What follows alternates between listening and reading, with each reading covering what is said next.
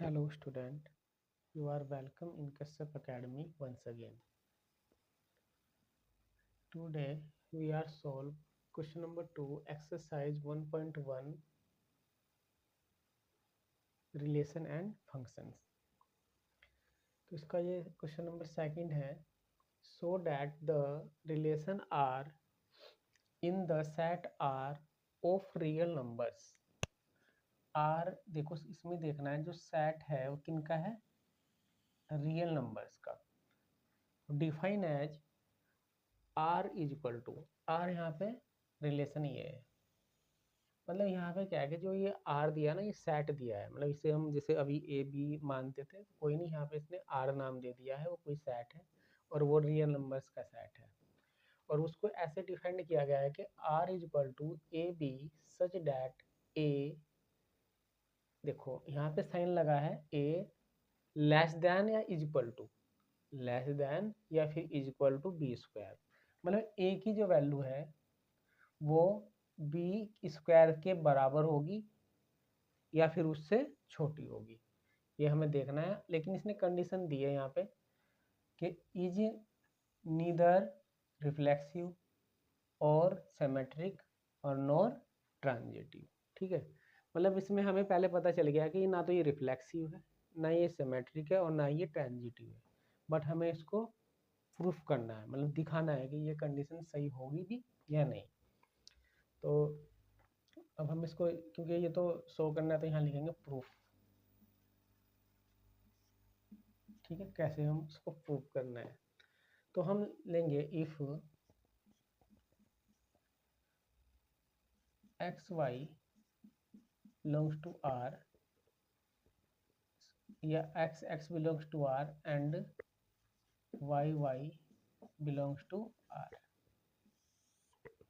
ठीक है, तो ये कंडीशन अगर ये गिवन रिलेशन फॉलो करेगा तो ये ट्रांजिटिव रिफ्लेक्सिव होगा, नहीं तो नहीं होगा. ठीक है, लेकिन इससे पहले इसने जो ये सेट दिया है किनका है, ये रियल नंबर्स.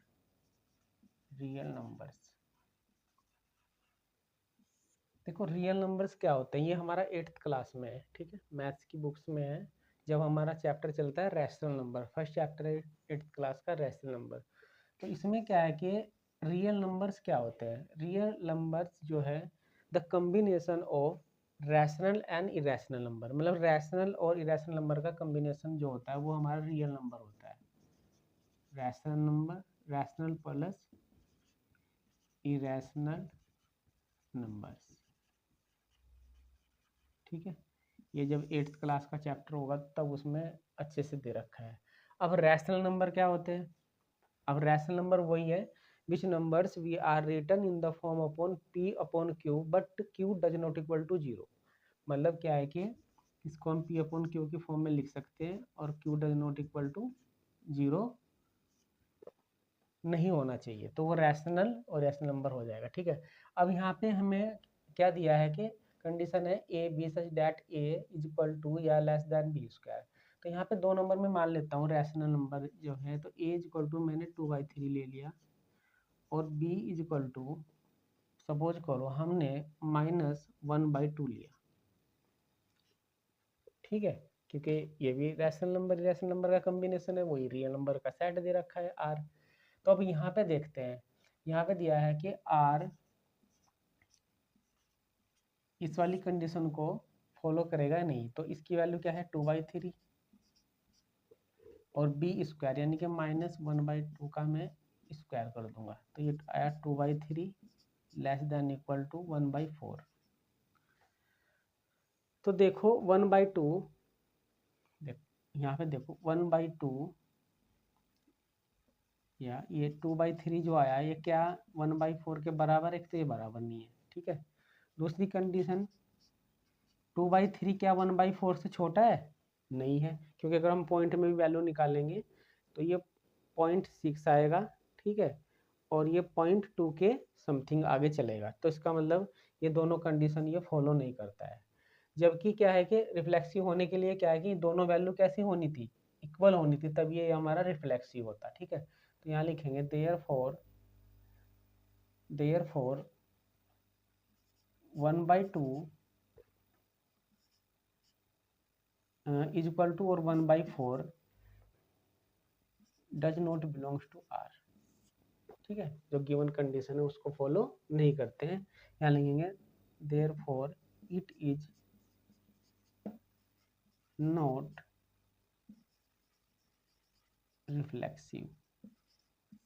देखो रिफ्लेक्सिव उसने दे रखा है यहाँ पे, ठीक है, कि ये है नहीं, लेकिन हमें दिखाना भी है, ये नहीं कि हमने ऐसे ही इसको हम शो कर देंगे। ठीक है, अब हमें दिखाना है आगे। ये तो हमारा रिफ्लेक्सिव था, अब फॉर सिमेट्रिक। सिमेट्रिक कंडीशन के लिए देखो, if x y belongs to R therefore y और एक्स बिलोंग्स टू आर, ये भी होंगे।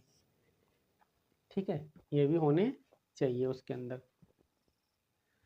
तो अब इस वाली कंडीशन में देखते हैं। देखो मैंने यहाँ पे ये दो नंबर ले रखे हैं, a इक्वल टू 2/3 और b इक्वल टू -1/2। तो अब देखो कि अगर मैं जैसे इनकी मैंने अभी स्क्वायर करने के बाद मेरे को आया था 2/3 और 1/4, यानी कि ये भी a की वैल्यू आई थी और ये हमारे b का सोल्व करने के बाद जो हमें कंडीशन गिवन है। तो यहाँ पे देखो कि ये 2/3 जो है वो and 1/4 belongs to r, but 1/4 and 2/3 does not belongs to R, ये इसको बिलोंग्स नहीं करेगा। ठीक है, और भी हम कुछ भी ले सकते हैं, जैसे अगर हम और कोई